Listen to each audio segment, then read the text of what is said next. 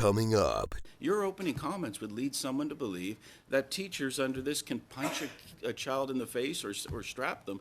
That is criminal. When should a parent be subject to criminal law? That's why we're here. And my question is a parent who goes like this, 2 fingers is what I'm doing for the transcript, should that person be subject to criminal law? And to simply say, well, I don't know, that's up to somebody else to decide, with all due respect, we're here to talk about these very issues. And again, I'm trying to come here with an open mind, and that's why I'm actually asking this question, because you're the sponsor. This Guy's Garage. Like and subscribe. Mild physical punishment easily escalates into more severe violence. Children who are slapped or spanked are 7 times more likely to experience severe violence than those who are not slapped or spanked. Members of this committee would have received from the following organizations in the past few weeks support for Bill C273, including the International Human Rights Watch and the World Health Organization.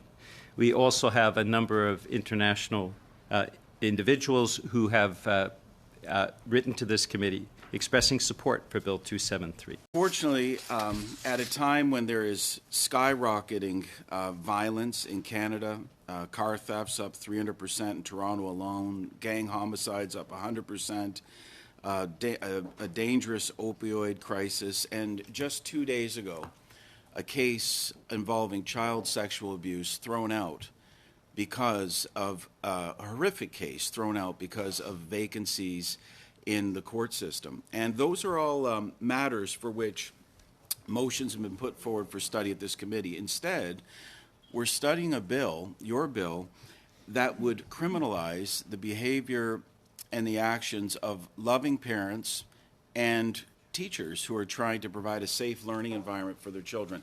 Now, there's a number of things, Mr. Julian, a number of statements you made that I think could lead Canadians, in your opening remark, to the wrong conclusion about what is the state of the law in this country. What you neglected to mention is that Section 43 of the Criminal Code, which applies to parents and teachers, was considered by the Supreme Court of Canada. Chief Justice Beverly McLaughlin, writing for the majority, stated, "The decision not to criminalize such conduct is not grounded in devaluation of the child, but in a concern that to do so risks ruining lives and breaking up families, a burden that in large part would be borne by children and outweigh any benefit derived from applying the criminal process." That was Chief Justice Beverly McLaughlin when Section 43 was constitutionally upheld by our Supreme Court of Canada. Now, you made a number of comments, and I think that they are inflammatory comments in your opening remarks. One, you mentioned someone being slapped on the face. The Criminal Code, considering Section 43, said slapping someone is not protected under Section 43 of the Criminal Code. You mentioned a quote from Sinclair about someone being punched in the face. That could lead someone to the conclusion that Section 43 allows parents or teachers to punch children in the face. It does not. That would be criminal actions. You mentioned physical correction by teachers. The Supreme Court of Canada, in considering Section 43, specifically said that physical correction is available only to parents, not to teachers. Teachers are specifically prohibited from using physical correction on a student. So you have 3 pretty inflammatory statements in your opening, and I think that underpins this whole discussion. We need, and sorry to take up time, but I want to get the record straight on what the Supreme Court said Section 43 actually does. It says parents and caregivers can only use corrective force that is minor or trifling in nature. For example, spanking or slapping a child hard enough that it leaves a mark or bruise would not be considered trifling. The court said teachers cannot use force for physical punishment under any circumstances. A physical punishment cannot be used on children younger than 2 or older than 12 years old. Physical punishment cannot be used on a child in anger or in retaliation for something the child did. Objects such as belts or rulers may never be used on a child, or a child must never be hit or slapped on the face or head, which you mentioned in your comments. Any use of force on a child cannot be degrading, inhuman, or result in the harm or the prospect of harm. Mr. Julian, what Section 43 does is it allows a parent whose child is repeatedly trying to put their hand on an oven top, which would result in serious burns.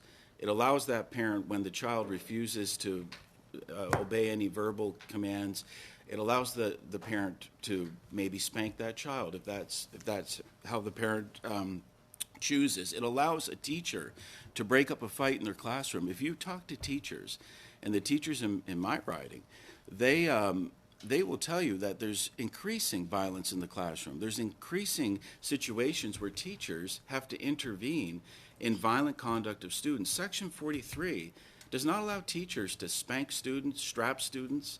That's, in Canada, that is strictly prohibited. Your opening comments would lead someone to believe that teachers under this can punch a child in the face or strap them. That is criminal activity. So I don't know how much time I have left, Madam Speaker, but it took a bit of time to set the record straight on what is the current state of the law. Section 43 is an important provision. It's in the criminal code for a reason, and it narrowly protects teachers who are trying to provide a safe learning environment and parents who are trying their best to raise their kids. Section 43 has been considered by the Supreme Court, has been found to be of significant value, and has been constitutionally upheld. So, Mr. Julian, I'll end by asking you, Chief Justice Beverly McLaughlin said, "The decision not to criminalize such conduct is not grounded in the devaluation of the child, but in a concern that doing so risks ruining lives and breaking up families." Do you think Chief Justice Beverly McLaughlin has it all wrong and you're right? Madam Chair, how much time is left after that very, very long 30 seconds? Well, I obviously that question was not intended to elicit information, but let's say the following. What Mr. Moore, you neglected to say was it was a split decision. What you neglected to say was since that decision, over 60 countries have banned physical punishment of children. And what you neglected to say as well is both the Italian and Israeli Supreme Courts also Madam ruled Chair, against corporal. The question was, you're not taking even more of the time. No. You took You're 5.5 minutes out No. of 6. The question I asked was, Mr. Moore, time's is up. Beverly McLaughlin No. wrong and you're right? Time is up. Just answer it, yes or no. I think, Mr. Julian, you're going to get a chance. Because, Mr. Moore, I think your time is up, so we're good. Frankly, if this law were to pass, it wouldn't impact me as a parent, but I'm not here as me. I'm here as somebody who's trying to ask you questions from a legitimate point of inquiry. And really, I want to get to the bottom of what do you believe should be criminalized? Because right now, to be candid, I think we're talking about a lot of extremes. For instance, you said there's a minority judgment, 6-3. I'm not sure which of the three minority judgments or the dissenting judges, if we want to be technical, you prefer. Do you have a preference as to which one you thought was right? I think the preponderance of the split decision, the minority of the Supreme Court, when you read their decisions, it is very clear that their belief was that Section 43 is not justified in today's society. Now, Okay, well, when I read it, I look at it as three very different decisions. One said it was too vague, okay? Another said it couldn't be saved in relation to teachers, but not to parents. And one said it did offend it did offend the charter. And one of the reasons is that it was broad in relation to very, very slight use of force. So with all due respect, I don't think we could just say, oh, the minority all got it right or the dissents all got it right, because they got to very different paths or to very different places in very different ways, with all due respect. So if we are going to correct the record, then let's be clear on that. I want to ask you this, Mr. Julian. If somebody were to symbolically correct behavior, which is what the Supreme Court talked about and what actually one of the dissenting judges talked about. Okay, I'm going to give you an example. Again, I just want to figure out what you believe should be covered. A parent who symbolically goes like this, 2 fingers. So their parent, should that be, would that offend the criminal law in your view? Sorry, I'll be more clear.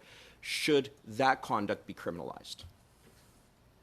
First off, I think your point about the Supreme Court actually reinforces the point of those who want to repeal Section 43. You're saying that there's a variety of judgments, the variety of statements in terms of that Supreme Court split decision, and that confusion, which you've just very clearly indicated, is a very, very eloquent testament to repealing Section 43. You've indicated the confusion, the differences, how confusing it is. And Mr. Garrison's point, yes, you did. You certainly did. I have a lot of respect for you, and I understand you do your homework. And you've just indicated one of the principal arguments for repealing Section 43, which is the confusion around that Supreme Court decision from 20 years ago, which Mr. Garrison indicated in his questioning, that at the same time, for teachers, for police officers, and social workers and child protection. Let me please finish. And child protection officers and workers,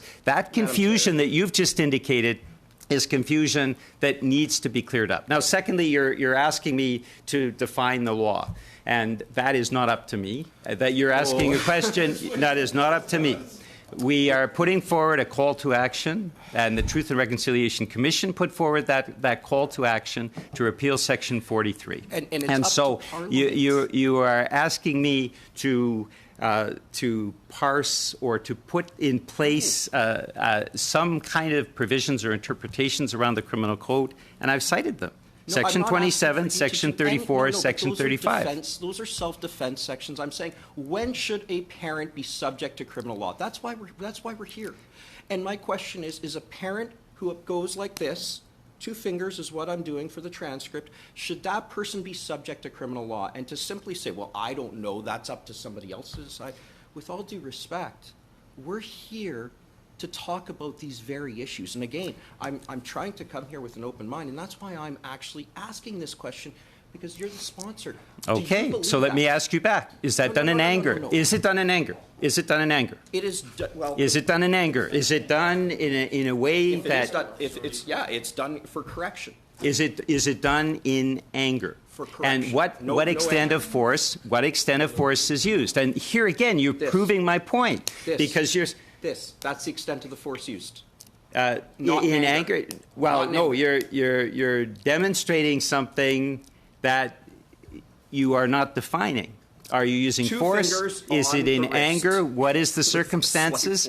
No, but these are all things that indicate exactly the point that I'm making. Thank you very much. Thank you, Madam Chair. That was highly entertaining. I want to thank Mr. Caputo and Mr. Julian for providing that. And I'm going to come back to the decision in Children, Youth, and the Law versus Canada, because I wasn't planning on going down this line of questions, but given the previous questions, I think the right question is looking at the majority judgment versus the 3 minority judgments that Mr. Caputo was referring to. In the majority judgment, it states that you cannot use force against children under 2. Mr. Julian, is that written anywhere in Section 43? No. It also says you can't do it against teens. Is that written anywhere in Section 43? No. So it seems to me that the judges in that decision actually rewrote Section 43, not by Parliament actually intervening, as you know, I think people who would be against the repeal of Section 43 would say it should be up to Parliament, not judges, to write the law. It seems that the law has been rewritten by judges in a number of ways. I won't get into all of the aspects of the majority judgment without Parliament actually having a say in this. Would you agree with that? I would. And I think that is why the TRC, subsequent to the Supreme Court split decision, that has, I think, fair to say, caused confusion that continues to exist today.